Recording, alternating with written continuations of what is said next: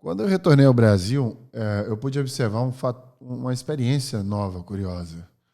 Um mesmo profissional tinha duas imagens completamente diferentes. Para a alta hierarquia da empresa, era um stellar performer, alguém que criara vários produtos e estratégias e executara muito bem. E para aqueles que executavam, né, para aqueles que não estavam na alta hierarquia, ele era um tomador de créditos alheio. Eu entendi, por navegar muito bem nas duas bolhas, o que esta pessoa fazia e o que ela se especializou em ser, justamente para sustentar, né, e se equilibrar diante deste abismo que esta pessoa criou para si mesma. No No Brain Alguém Cast de hoje, a gente vai entender as nuances da comunicação e do resultado. Porque mais importante do que o teu resultado é quem leva créditos sobre ele.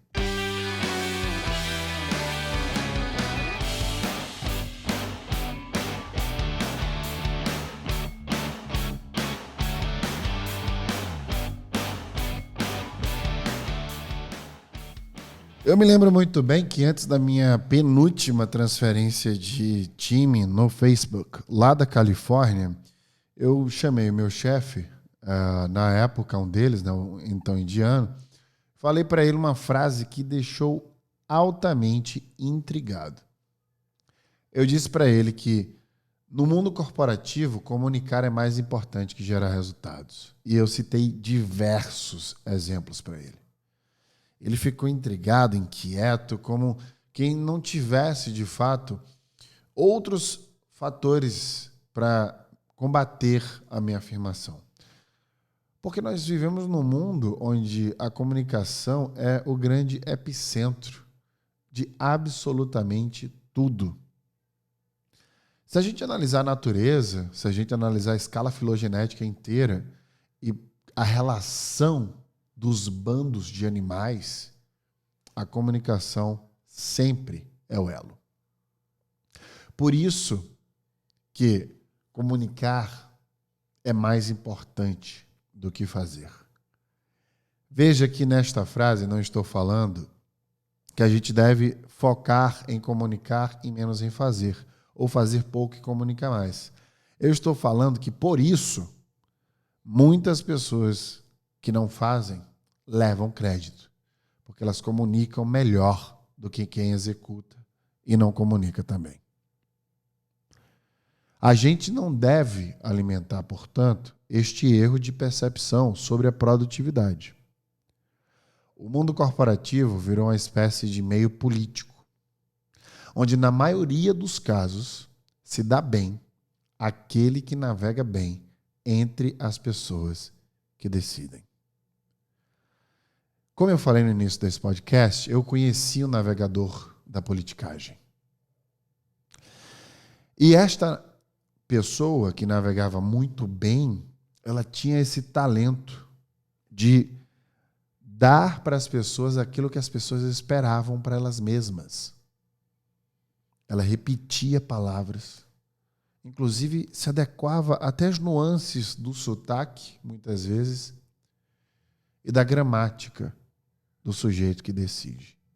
Eu pude ver uma verdadeira atuação política para navegar muito bem naquilo que era necessário.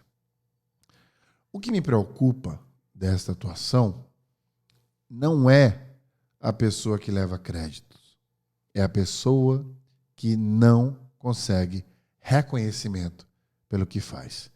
E muito provavelmente você já tenha passado por isso.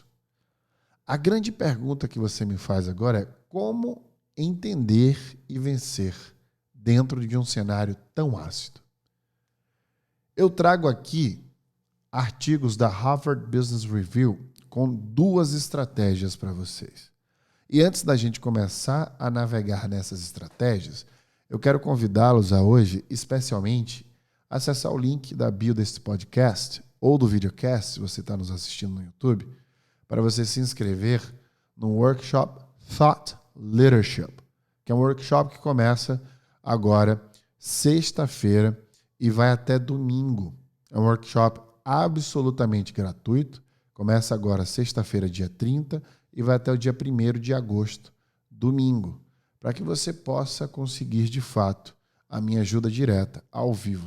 Serão 3 encontros de 1h30 cada um, onde a gente vai tratar seus medos e suas fraquezas, vai te posicionar para que você possa entender suas prioridades e consiga, assim, ter mais resultados dentro de melhores decisões que você vai tomar. E terceiro pilar e último, eu vou posicionar você através da persuasão, que é um dos pontos que nós vamos tratar aqui no No Brainer Gamecast.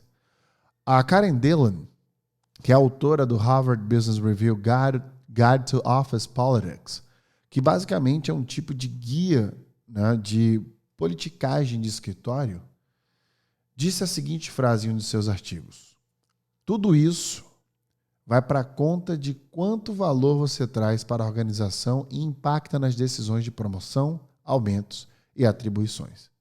Ou seja, tudo que você não leva crédito, que é acreditado para alguém mais, vai ser levado em consideração na hora da sua avaliação de performance.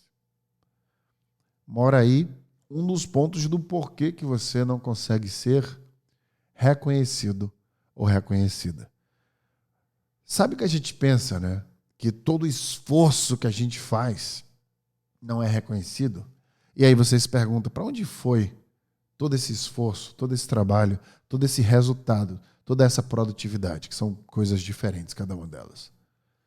Na verdade, não é que a pessoa deixou de ver o teu esforço. E olha que intrigante saber disso.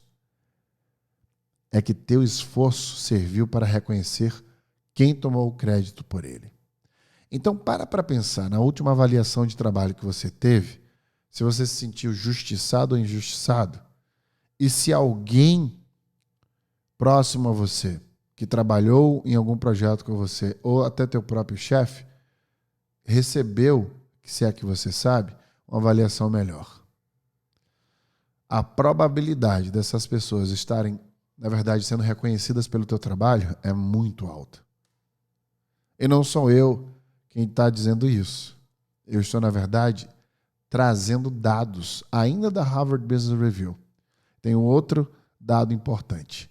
Veja essa afirmação que o Brian Uzi fez. Com o trabalho colaborativo, nem sempre fica claro quem fez o quê. Ele é professor de liderança e mudança organizacional da Kellogg School of Management. E ele traz essa frase, que parece até meio óbvia, para trazer um outro ponto de como a gente começa a combater este tipo de cenário. Ele afirma, e pare para pensar com bastante reflexão, faça de seus inimigos seus aliados. De acordo com Brian, não há outra forma de você vencer as pessoas que tomam crédito do seu trabalho se não for através de uma estratégia onde você se alia a estas pessoas. Como é que você faz isso? Sendo político também? De forma alguma. Você faz isso com 9 pontos importantes que eu vou passar para vocês agora, que foi retirado dessa pesquisa dentro e publicado da Harvard Business Review. Primeiro ponto, tire um tempo para se acalmar. Você não pode começar a reagir, você tem que agir. São duas coisas diferentes. A reação é quando a emoção impacta você e você quer fazer alguma coisa com aquela emoção. Então não é necessariamente sobre o negócio. É sobre o que você está sentindo. E quando a gente tenta tomar uma ação sobre o que a gente está sentindo, na maioria dos casos, a gente vai piorar aquela situação. Então se acalme, durma, respire, leve para a terapia se você faz uma, tente pensar sobre os seus pensamentos. Em outras palavras, ampliar a sua consciência sobre o problema. Segundo passo, avalie a gravidade da situação. Você precisa entender, eu preciso comprar essa briga? Eu adoro a frase, pick your fights. Escolha suas lutas. Será que você precisa se posicionar? Será que é tão grave assim? Será que foi algo pequeno? Será que é algo que dá para corrigir? O que você deve fazer sobre essa situação? Você vai perder muito com isso? Dê uma nota para essa avaliação. de 0 a 10 a escala. O quão grave é a situação? Terceiro passo, pergunte por quê. Vá até a pessoa dialogar. Tente extrair da pessoa por que ela não te atribuiu, caso você saiba, o trabalho que você executou. Se a pessoa te revelar o motivo, aí você leva ela para o quarto ponto, que é remediar a situação. Então você monta uma estratégia para que a pessoa te ajude a remediar. Mandar um e-mail para todos os envolvidos, publicar em outros meios da empresa, em outra reunião, abrir a reunião mencionando o seu trabalho, resumindo o que você fez de impacto. Se a pessoa não reconhece, entra no quinto tópico. Quando o problema não desaparece, você precisa se posicionar. E aí você usa o que a gente chama de escala. Você precisa escalar para um diretor, o gerente, seu chefe, se caso não seja a pessoa que esteja em questão, você precisa pedir ajuda. Até para o chefe da pessoa que não te reconheceu. Se você já falou com a pessoa, não conseguiu resultado, escale para alguém mais senior, para que possa te ajudar, não reclamando do indivíduo, não apontando o dedo para ele, mas pedindo ajuda para que você também tenha o seu reconhecimento. Sexto tópico, seja proativo em prevenir o problema da próxima vez. Ou seja, se anteceda ao problema. Você deve criar processos de comunicação que tenham um constante alinhamento entre todas as partes. Então, antes de começar, você pode até trazer o elefante. Eu adoro essa frase, né? Endereçar o elefante da sala. Pessoal, para que ninguém, não é sobre você, lembra? Para que ninguém saia sem o reconhecimento devido, vamos sempre nos manter informados, comunicar sempre os pontos nos is de quem entregou o quê e de que forma, para que o trabalho coletivo seja de fato reconhecido em relação ao indivíduo, cada um de vocês envolvidos. Sétimo passo. O modelo de bom compartilhamento de crédito é, na verdade, uma das melhores saídas que você pode ter. O que é isso? É o reconhecimento aos outros.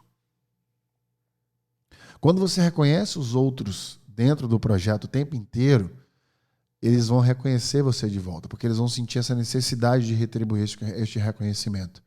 Ali, naquele momento, você está fomentando um ambiente, uma cultura de reconhecimento mútuo, natural e orgânico, que evita pessoas a tomar crédito sobre o que você entregou.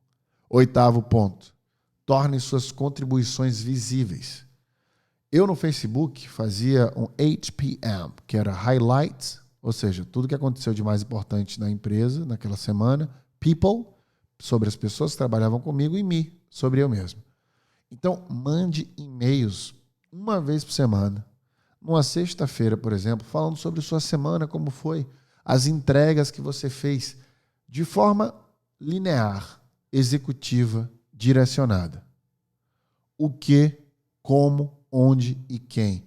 Agradecendo, inclusive, as pessoas envolvidas, mas mostrando o teu trabalho, a tua produtividade, o que você entregou naquela semana. Nono ponto. Recrute outras pessoas que possam defender você. Porque se você ficar sozinho, infelizmente, você não vai muito longe. Então você precisa de pessoas que entrem neste embate junto com você. Normalmente essas pessoas são pessoas que também sofrem com a mesma coisa. Então, unir-se a estas pessoas, falar sobre isso, é o primeiro passo para que você fortifique esta luta. Eu vou aqui fazer alguns lembretes dentro dos princípios básicos de o que você deve ou não fazer numa situação como esta, depois desses 9 passos. Primeiro, dentro do que você deve fazer, dê a si mesmo tempo para se acalmar e avaliar a situação. Pense sempre nisso. É importante esta avaliação inicial com calma do que está acontecendo, porque isso vai servir, inclusive, para a tua própria maturidade, senioridade profissional. Segundo, seja claro sobre suas contribuições, sempre que você tiver uma oportunidade. Então, você sempre direciona, sempre se comunica, sempre se posiciona. Eu já gravei um podcast aqui chamado Posicione-se. Escute este podcast que vai fazer uma diferença tremenda dentro de um cenário como esse. Terceiro, peça aos colegas que mencionem seu nome quando a ideia ou o projeto surgir na conversa. Parece meio bobo, mas se você quer ser reconhecido, você precisa exaurir todas as alternativas para que isso aconteça. Então, é natural e profissional você pedir para todas as pessoas reconhecerem aquele teu projeto, aquela tua entrega. Agora, o que você não deve fazer, sinta que precisa obter crédito por cada coisa que faz. Isso aí você não deve sentir o tempo inteiro, querer criar este cenário, ir atrás e pedir um reconhecimento. Pick your fights, lembra? Escolha bem suas lutas. 2, presuma que a pessoa tinha intenção maliciosa. Ela está roubando crédito e que muitas vezes isso aconteceu, na verdade, por um acidente ou a pessoa não comunicou direito. Então, veja, cuidado com o excesso de intenção maliciosa. Pode te levar ao erro. As pessoas, por isso que é importante, lembra lá em cima nos 9 tópicos que eu trouxe, perguntar o porquê e dar a oportunidade da pessoa corrigir o possível erro que ela cometeu. Comunicação é sobre interpretação, né?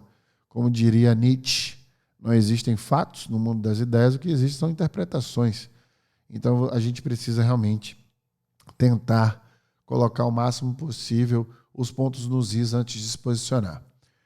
Dentro ainda do que você não deve fazer é qualquer acusação. Em vez disso, faça perguntas às pessoas que se envolveram em alguma situação como esta. Você precisa tentar descobrir por que isso aconteceu. Às vezes, realmente, foi intencional, mas não com a intenção de tomar crédito apenas por algum outro motivo. Então, sempre tentar entender é a melhor saída, porque muitas coisas se resolvem antes de você se posicionar de uma forma mais escalável, né, com outras envolvendo outras pessoas, por exemplo. Então, é bom lembrar estes princípios, aliás, do que você deve fazer e o que você não deve fazer. No final de tudo isso, quando a gente avalia, a comunicação, a gente percebe que é a grande chave. É a chave principal de absolutamente tudo. Warren Buffett disse, e eu já falei algumas vezes, que aquele que nasce com o poder da persuasão tem 50% do caminho garantido. Eu acredito demais nisso. Tanto que as pessoas que mais enganam as outras são as pessoas que melhor se comunicam. Já pararam para refletir sobre isso? Foi a falta de comunicação que nos levou às 2 grandes guerras mundiais. Se a gente ler a história, a gente vai ver que houveram várias falhas de comunicação e aí essa ansiedade, essa virilidade, essa sede pelo objetivo, pela conquista, nos levou às 2 grandes guerras mundiais. Foi o aprimoramento da comunicação que nos trouxe as melhores tecnologias. Isso me faz lembrar uma parábola. É uma parábola que sempre esteve presente na minha carreira, desde que eu li a primeira vez. Se lembro bem, foi num livro chamado O Mundo é Plano, um dos primeiros livros que eu li na minha vida. Eu vou assumir uma licença poética para editar o final desta parábola. Só a última palavra dela. Ela diz assim: toda manhã na África, a gazela acorda. Ela sabe que precisa correr mais rápido que o mais rápido dos leões para sobreviver. Toda manhã, um leão acorda. Ele sabe que precisa correr mais rápido que a mais lenta das gazelas, senão morrerá de fome. Não importa se você é um leão ou uma gazela. Quando o sol nascer, é melhor começar a se comunicar.